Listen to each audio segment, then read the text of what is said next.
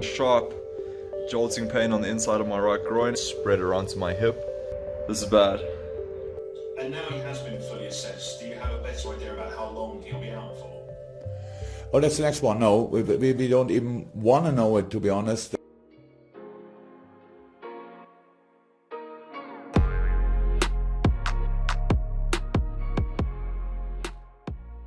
Okay, so today, if I'm not mistaken, is day 19.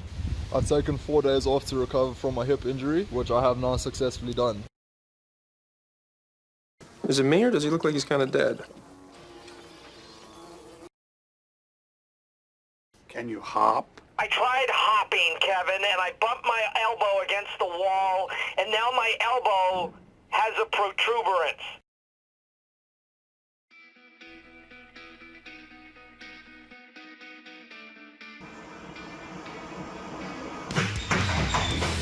There is no more pain whatsoever. I feel great. So now, today is the first day back, and as you can see, I'm just preparing myself for the rigors of this monumental exercise that's coming up. There's only 3 days of training this week, obviously because I took 4 days off. 4 days later, I'm finally back. Let's go! Taking it easy today. Not trying to rush or anything. We are just recovered from the injury, so we're just going to take it nice and slow and see how we feel, not pushing for a time or anything like that. Personal best is still going to remain 43:01, 100%.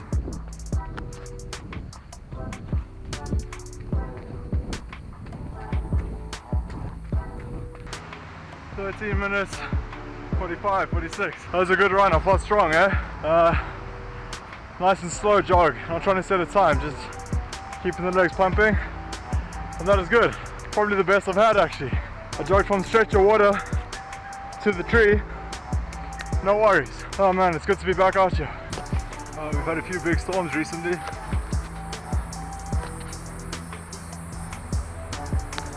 The tree's completely collapsed.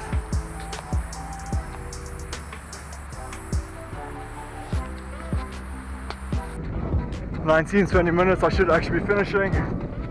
But it shows how much work this still is to do, and why I've been so frustrated taking these 4 days off for this injury, because on the one hand there's no ways I can accomplish the challenge if I'm taking days off. On the other hand, there's no ways I can accomplish the challenge if I'm injured, so it feels like a lose-lose.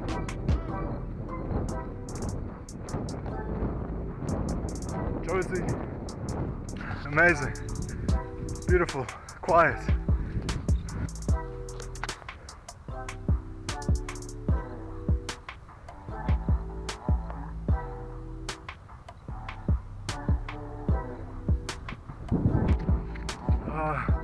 As you can see,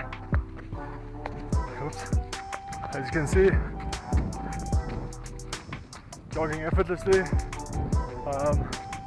We are now 23.5 minutes in. I've got a little slight twinge in my hip, but it's nothing, it's not even sore. I can just feel it, I'm just aware of it. But it's not sore or anything. I'm still just taking it slow, running for 30 seconds at a time and then stopping. I'm not trying to push it, not trying to be stupid. It's beautiful.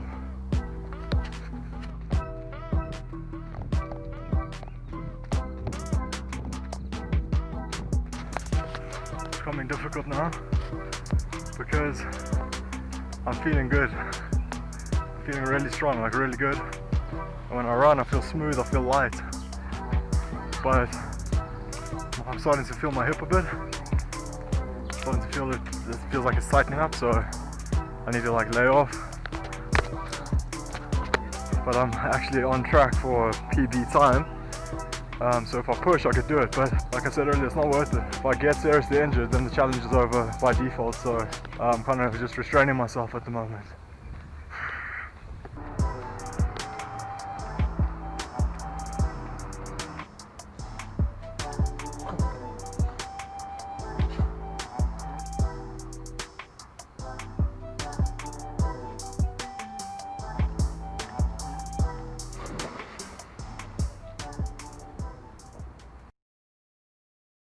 There's a few things I want to talk about now today before I go for my run this afternoon. One of them is how I'm measuring progress. Yeah, I've been measuring my personal best times and then constantly trying to get those lower. But I think while that's a good method for motivational purposes, in some instances, it can also be quite demotivating. Because I'm so unfit, it takes quite a while to build up the strength and the endurance to actually push out a new personal best. What I've been tending to do is every time I set a new personal best, I only benchmark myself against that time. So what ends up happening is I go 3, 4, 5, 6 days where every day feels like a failure because I haven't set a new personal best. What's another way to measure this progress? And I think what I've discovered is something quite interesting, which I just want to kind of quickly touch on, is that if you look at my first ever time that I ever set on day one, you can see 46 minutes, 21 seconds. Look at yesterday's time, 46 minutes, 25 seconds. So there's only 4 seconds difference between yesterday's time and day one, right? The difference is though, yesterday I was deliberately going slowly. On the first ever run, I was trying my best to set a good time because I had no idea what I was gonna, so I just went out and like tried to set a benchmark. Yesterday, just come back from the injury, I was taking it slow on purpose. I was stopping my runs before I actually felt tired or sore, and I was walking for long, very long stretches at quite a casual, what felt like a casual pace. And I think there's progress to be measured there because the times might be similar, but the feeling of getting those times is completely different. I can feel I'm stronger, I can feel I'm faster. If I can stay injury free and I can just keep steadily improving, I think we might be able to take off a big chunk of time as soon as I'm able to run the full distance. That's what I'm counting on right now. What I'm going to do instead of going hard today, even though I feel good, is take another slow day. And my thinking behind this is, let's just get the body back in the rhythm of running this 5K. Let's not push it too hard. And then tomorrow, which will be the last video for this week, for week 3, we can kind of give it a little bit more oomph, you know, a little bit more power, and see what we've actually been able to accomplish. So I'm going to keep it nice and slow today, make sure I'm in peak physical condition, and then tomorrow is the one where I'm going to kind of push for a new personal best. Hopefully, if this all works, the next 4 minutes of this video are going to be quite epic, so let's see. You're doing it! You're becoming mighty! Come on, guys. No pain, no gain. I don't hear it! What is it? Come on. Come on. Keep on sweating! Hey, guys. Yes. Look who's finally ready to play.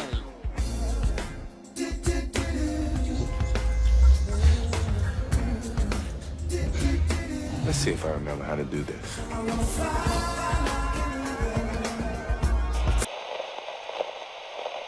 Okay, so basically what happened is the action camera ran out of battery at some point along the run. One of the things I have been able to do though, even though the battery died, is kind of review the footage I do have and then kind of recreate the experience for you. So I'll be dropping in the best clips and then kind of walking you through the process. Basically, started off at a nice, slow, casual walking pace. Just trying to loosen everything up on the walk. Not trying to push anything. It's just to get to, the timer's not even on at this point. This is the walk I do down to the park. Takes about 6 to 8 minutes. Try and loosen everything up in that time. Very nice and slow, just to get the blood pumping. That's what this looks like. And as you can see, nice and slow, nice and constrained. Once we're in the park, do a little bit of a warm-up, just a little bit of stretches and all that, and then I start jogging. Also, again, very slow pace, conversational speed. Filling with the venom and eliminate him. Other words, I'm intimate him. I don't want to hurt him, but I did him in a Start gradually picking up the pace until you reach a sort of comfortable cruising speed.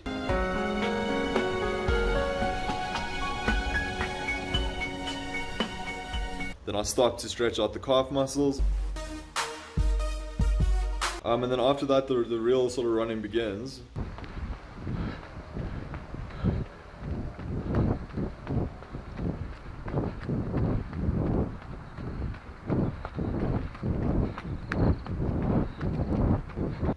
Yeah, and then I came home, checked the time. I just got back. The action camera's battery died. I don't know where it died on the route, so I don't know how much footage I have. So I'm just gonna re-record the time quick. Guys.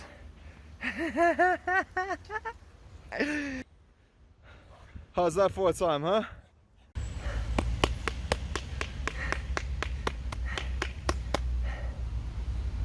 Ending my workout with a steady stumpy like a true gent.